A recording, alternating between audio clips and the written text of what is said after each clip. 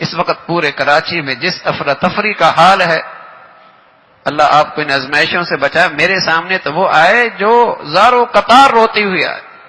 جس درد اور تکلیف کا وہ اظہار کر رہے ہیں۔ گھروں میں فاقے ہیں، پریشانیاں ہیں، لیکن جس نااہلی کے ساتھ یہ سارے کام ہو رہے ہیں،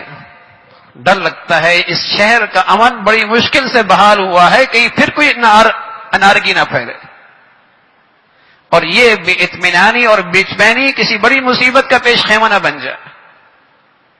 صحیح کام بھی ہو لیکن اس کے کسی کوئی منصوبہ بندی ہو، صحیح بنیادوں پہ کیا جائے، انصاف کے پہلو کا خیال رکھا جائے، تعمیری شکلوں کو پہلے دیکھا جائے، ترجیحات کی تقسیم پہ ہو، پہلے کیا کرنا ہے بعد میں کیا کرنا ہے۔ ایک طرف روزگار کوئی نہیں، معاشی بدحالی ہے اور روز بروز گرانی بڑھ رہی ہے، اور روز عام آدمی کے لیے مسائل زندگی کے بڑھتے چلے جا رہے ہیں، اور اصلاح کرنے نکلے ہیں وہ بھی بغیر کسی منصوبہ بندی کے۔